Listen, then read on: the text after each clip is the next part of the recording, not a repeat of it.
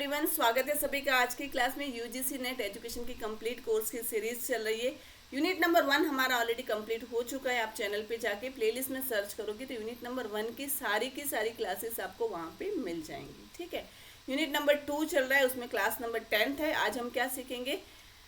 Human capital theory के बारे में आज हम समझेंगे, थियरी करेंगे, उसके साथ उसके रिलेटेड जो PYQs है वो भी समझ लेंगे। तो शुरू करते हैं आज की class without wasting a minute. Human capital theory, ठीक है, ये जो कॉन्सेप्ट है ये समझने से पहले कैपिटल क्या होता है उसका आपको एक ख्याल आपको समझ में आ जाए, वो चीज़ें आपको इजीली समझ में आ जाए तो आपको ये पूरी की पूरी थियरी आराम से समझ आ जाएगी। ठीक है, तो सबसे पहले हम समझेंगे कैपिटल क्या होता है। एग्जाम्पल से समझते हैं कि दो फ्रेंड्स मिल रहे हैं। ठीक है, दो फ्रेंड्स मिल रहे हैं तो एक फ्रेंड ने क्या कहा कि मैंने अपना नया वेंचर या अपना नया बिजनेस स्टार्ट किया है, तो उसके लिए मैंने थोड़ी बहुत कैपिटल अमाउंट जो पापा से लिए, फाइनेंशियल हेल्प ली है। ठीक है, थोड़े बहुत रिसोर्सेज, मशीनरीज में उसने ले ली है, तो वो सारी चीज़ों से एवरी मंथ मैं थोड़ा बहुत प्रोडक्शन कर लेता हूँ और जिससे मेरी महीने भर की एक इनकम जनरेट हो जाती है। तो ठीक है, उसने यहाँ पे कैपिटल वर्ड यूज़ किया और कैपिटल के साथ उसने क्या बोला कि मैंने पापा से थोड़े बहुत पैसे ले लिए। मतलब क्या हुआ? फाइनेंशियल असेट हुई। ओके, थोड़े बहुत रिसोर्सेज लगा दिए, मतलब क्या हो गया? फिजिकल असेट हुई। उससे क्या हो रहा है? उसका एवरी मंथ कुछ ना कुछ प्रोडक्शन हो रहा है जिसका वो सेल करके क्या कर रहा है? वो इनकम, मंथली इनकम जनरेट हो रही है। ठीक है, ये आपको समझ में आ गया। अभी इसकी डेफिनेशन देखिए तो capital amount refers to the total value of physical and financial asset used in production process. Production process के लिए किसी भी चीज़ को आप अब जो प्रोडक्ट जनरेट कर रहे हो, ठीक है, कोई भी प्रोडक्ट बना रहे हो, तो उसके लिए ऑफकोर्स आपको मशीनरीज चाहिए, जो फिजिकल और फाइनेंशियल असेट मतलब कि पैसे चाहिए। इनिशियली तो आपको कुछ सीड अमाउंट तो चाहिए होगी। ठीक है, तो वो जो सारी प्रोसेस है, ओके, अब ये जो प्रोसेस में फिजिकल और फाइनेंशियल की अगर बात करें तो जो फिजिकल में आप मशीनरीज आ सकती है। ठीक है, ओके, मशीनरीज आ सकती है, इसके अलावा बिल्डिंग्स या इंफ्रास्ट्रक्चर भी आ सकता है, राइट। और इसके अलावा देखो तो इंटेलेक्चुअल प्रॉपर्टी भी आ सकती है। AI की मदद से भी हम कितनी सारी चीज़ें जनरेट करते हैं, उससे भी इनकम होती है। ठीक है, तो ये जो सारी चीज़ें हैं उसको क्या कहते हैं? उसको कैपिटल अमाउंट कहते हैं, कैपिटल कहते हैं, जिससे क्या होता है? आपकी इनकम जनरेट होती है। आई होप आपको कैपिटल का जो कॉन्सेप्ट है यहाँ से पता चल गया। मगर हमें कोई कैपिटल थियरी नहीं सीखनी, हम तो क्या सीख रहे हैं? Human capital theory, right. अब ये जो कैपिटल है यहाँ पे ह्यूमन को एज अ कैपिटल वो जो है वो ले रहे हैं। ठीक है, मतलब कि ह्यूमन में आपको इन्वेस्ट करना है। अब ह्यूमन में आपको किस तरह से इन्वेस्ट करना है कि ह्यूमन को आप एजुकेशन दे दो, उसको ट्रेन कर दो अच्छे से। कोई भी आपको चीज़ करनी है तो उसके लिए ह्यूमन को ट्रेन कर दो। ठीक है, उसमें वो स्किल्स डेवलप कर दो, उसके रिलेटेड नॉलेज है वो आप डेवलप कर दो। ठीक है, उसको उसी चीज़ का प्रैक्टिकल एक्सपीरियंस दे दो, राइट। उसकी हेल्थ और वेलबींग की आपको ध्यान रखनी है। मतलब कि क्या बोले, एक हेल्दी जो सोसाइटी होगी वो ऑफकोर्स ज़्यादा प्रोडक्टिव होगी। That you can agree, right. तो ये जो सारी चीज़ें हैं वो हमें किस में इन्वेस्ट करनी है? ये सारी चीज़ें हमें ह्यूमन बीइंग में इन्वेस्ट करनी है। क्यों इन्वेस्ट करनी है? बिकॉज ये जो ह्यूमन बीइंग है, ये इन्वेस्टमेंट से क्या होगा? इनकम जनरेट होगी और जिससे क्या होगा? हमारी इकोनॉमी है वो बूस्ट करेगी। ठीक है, इनकम जनरेट होगी जिससे हमारी इकोनॉमी जो है वो आगे बूस्ट होगी। बिकॉज एक बार है कि आप इतना तो समझ सकते हो कि जैसे जितनी अच्छी सैलरी होगी, जितने जितने आप मंथली आप कमा रहे हो, तो आपकी स्पेंडिंग कैपेसिटी क्या होगी? बढ़ेगी, राइट। आपकी अच्छी खासी सैलरी, पर मंथ आप 1 लाख कमा रहे हो तो आप अपने शौक के लिए सारी चीज़ें करोगे। आप कार लोगे, आप 2 व्हीलर लोगे। ठीक है, तो आपकी क्या होगा? आप जो है वो आपकी स्पेंडिंग कैपेसिटी बढ़ गई। स्पेंडिंग कैपेसिटी बढ़ी तो देश की इकोनॉमी बढ़ेगी। ठीक है, तो इन शॉर्ट अगर बात करूँ तो ह्यूमन में आपको इन्वेस्ट करना है। किस तरह से? उसको एजुकेट करना है, उसको ट्रेनिंग देनी है, उसकी स्किल डेवलप करनी है।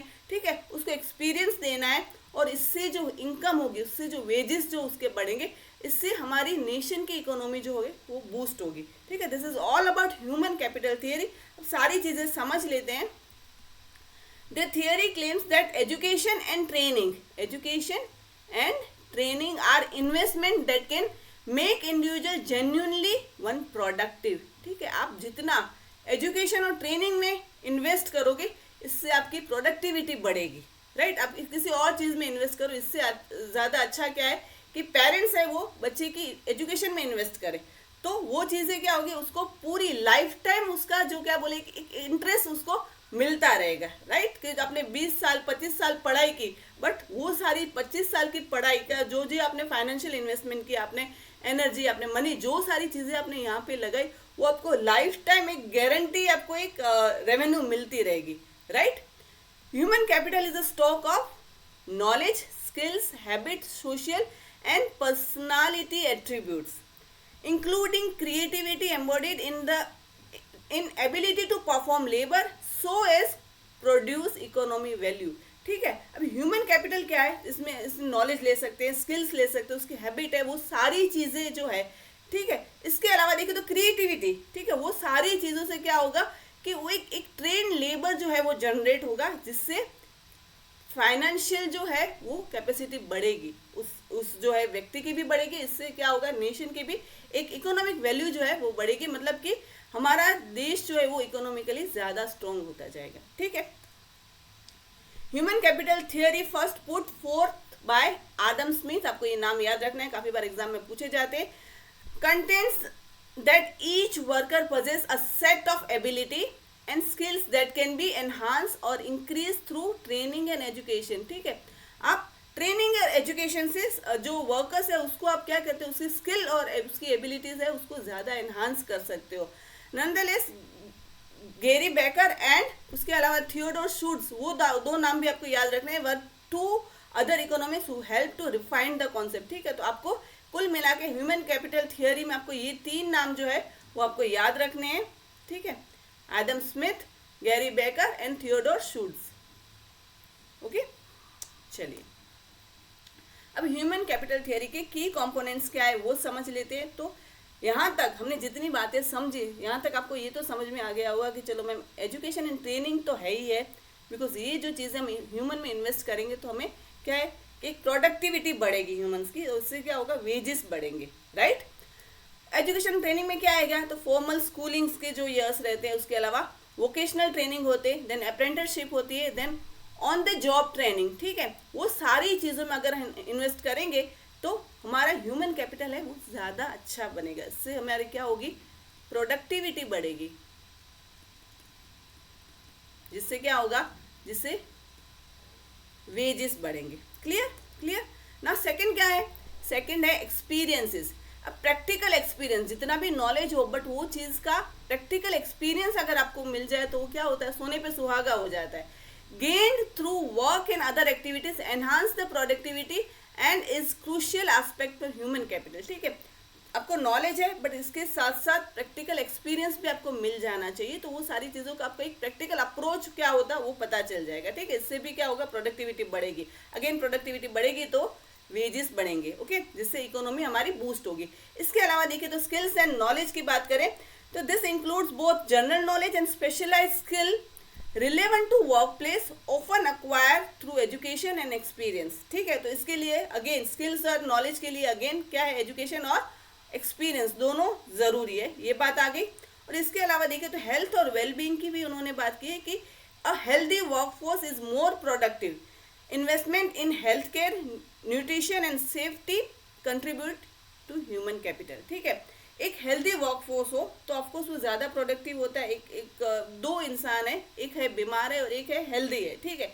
तो प्रोडक्टिविटी किसकी ज़्यादा अच्छी होगी, तो ऑफकोर्स जो हेल्दी है वो अच्छे से फटाफट सारी चीज़ें कर पाएगा। ठीक है, तो उसका कॉन्सेंट्रेशन लेवल भी ज़्यादा होगा। ठीक है, तो हेल्दी वेलबींग है वो भी कहीं ना कहीं प्रोडक्टिविटी बढ़ाने के लिए अच्छा और वो सारी चीज़ें हेल्पफुल रहती है। तो यहाँ पे कुल मिला के अगर की कंपोनेंट की बात करें तो एजुकेशन एंड ट्रेनिंग की बात की है, एक्सपीरियंस की बात की है, स्किल एंड नॉलेज की बात की है और हेल्थ एंड वेलबींग की भी बात की गई है। ओके, आगे देखते हैं। It claims that education and training are investment that make individual genuinely more productive. क्या, तो एजुकेशन और ट्रेनिंग से जो ह्यूमन बीइंग है वो ज़्यादा प्रोडक्टिव हो गए। किस तरह से, एक तो उसको एक एम्प्लॉयमेंट मिल जाएगी, ठीक है, अब जो एजुकेशन और ट्रेनिंग उस फील्ड के रिलेटेड है तो उसकी सैलरी भी क्या होगी, ऑफकोर्स वो वेजेस उसके बढ़ते जाएंगे, सैलरी भी हाई होगी। ठीक है, the gain of the individual can be measured by net gain in life time earning as a result of their investment in education and training. ठीक है, एजुकेशन एंड ट्रेनिंग में आपने जो भी इन्वेस्टमेंट किया, ठीक है, जितना भी आपने इन्वेस्ट किया,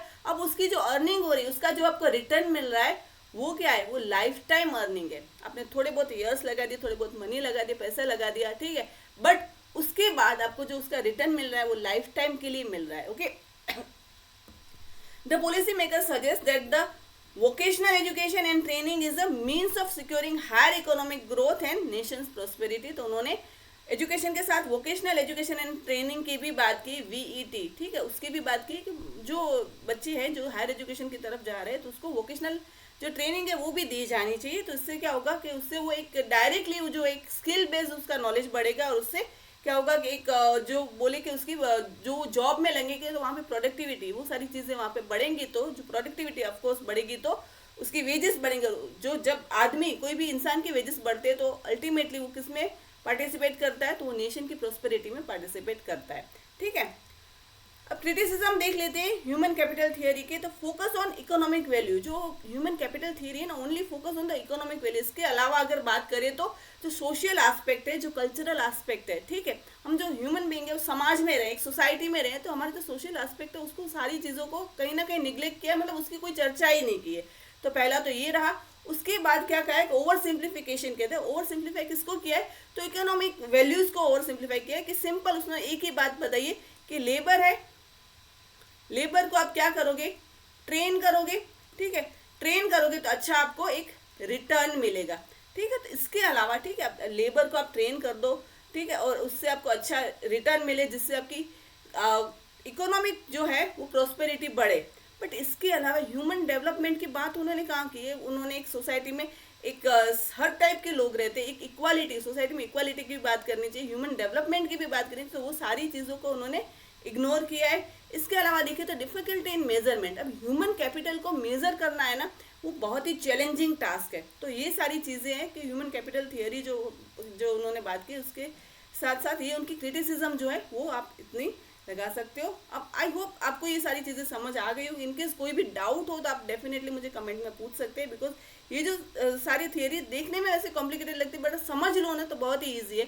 signalling theory, human capital. Signalling theory क्या होता है कि डायरेक्ट ही एजुकेशन जो उसकी डिग्री है, क्वालिफिकेशन, उसकी तरफ सिग्नल करता है। और यहाँ पे क्या है, एजुकेशन इंपॉर्टेंट है, ट्रेनिंग इंपॉर्टेंट है, बट उससे क्या होगा कि प्रोडक्टिविटी बढ़ेगी, और प्रोडक्टिविटी से आपके वेजेस बढ़ेंगे, और वेजेस से क्या होगा कि एक नेशन की इकोनॉमी है वो बढ़ती जाएगी। तो कुल मिला के वो सारी बातें की। तो आई होप आपको यहाँ पे समझ आ गया होगा। ये जो है कॉन्सेप्ट, उसके रिलेटेड क्वेश्चंस देख लेते हैं। क्वेश्चन नंबर 1 है, education and training are the investment that make individual genuinely more productive, name the theory which claims this. अभी आपने ये थियरी की है तो ऑफकोर्स आपको ये आंसर इजीली आप दे सकते हो, बट जब एग्जामिनेशन में आएगा तब ऐसा नहीं होगा। तो बट ये आपको कॉन्सेप्ट पता होने चाहिए कि एजुकेशन और ट्रेनिंग की बात की गई हो, ठीक है, प्रोडक्टिविटी की बात की गई हो, तो ऑफकोर्स वो क्या आएगा, वो आएगा human capital theory is the correct one. Okay, चलिए सेकंड क्वेश्चन देखते हैं। Vocational education and training, VT means of securing higher economic growth, national prosperity, both A and B की नन ऑफ द अबाउ। तो क्या रहेगा answer, दोनों आएंगे। Higher economic growth होगा, और इकोनॉमिक ग्रोथ जब हाई होगा तो ऑफकोर्स हमारा नेशन है वो प्रोस्परस होगा, ठीक है। तो हमारा आंसर क्या बनेगा, आंसर होगा option C is the correct, जिसमें ए और बी दोनों आ रहे हैं। ओके, चलिए क्वेश्चन नंबर 3 देखते हैं। Human capital investment consist of any activity that enhance quality of labour, B expenditure from formal schooling only, expenditure from job training, और D है any activity that leads to substitute of physical capital of labour. Human capital investment में क्या आता है वो पूछा है। तो सिंपल एक है कि any activity that enhance quality of labour, ठीक है, जो वो सारी एक्टिविटी जिसमें एजुकेशन है, ट्रेनिंग है, ठीक है, अदर जो डेवलपमेंट की अपॉर्चुनिटीज जो लोगों को मिलती है, तो वो सब चीज़ें से क्या होगा कि जो लेबर की है क्वालिटी बढ़ेगी, क्वालिटी बढ़ेगी तो अगेन वही सारी बातें आ जाएंगी घुमा फिरा के कि प्रोडक्टिविटी बढ़ेगी, ठीक है, प्रोडक्टिविटी बढ़ेगी तो क्या होगा, वेजेस बढ़ेंगे, वेजेस बढ़ेगा तो क्या होगा, ऑफकोर्स हमारी इकोनॉमी जो है वो बूस्ट करेगी, ठीक है। तो वो सारी चीज़ें आपको ध्यान में रखनी है। तो यहाँ पे जो है ए जो है वो करेक्ट रहेगा। Expenditure from formal school only नहीं आएगा, ये एक्सपेंडिचर फ्रॉम जॉब ट्रेनिंग नहीं, ये भी नहीं। Any activity that leads to substitute physical capital, substitution की तो कोई बात ही नहीं है, तो ये भी ऑप्शन एलिमिनेट हो गया। तो क्या आया हमारा option A is the correct one, any activity that enhance quality of labour, ठीक है। चलिए नाउ क्वेश्चन नंबर 4 देखते हैं। Human capital theory claims the education and training are investment that make individual, ठीक है, एजुकेशन और ट्रेनिंग से क्या होगा, ये इन्वेस्टमेंट हम करेंगे तो जो इंडिविजुअल जो लोग हैं वो क्या होंगे, जेन्युइनली मोर प्रोडक्टिव होंगे, जेन्युइनली मोर इंटेलिजेंट होंगे, जेन्युइनली मोर लिमिटेड होंगे कि नन ऑफ द अबाउ। बस अभी जस्ट अभी इससे आगे के क्वेश्चन में भी हमने ये सारी चीज़ें हमने डिस्कस की, तो क्या होगा, हम प्रोडक्टिविटी जो है वो बढ़ेगी, राइट। तो आंसर क्या बनेगा, option A is the correct one, ठीक है।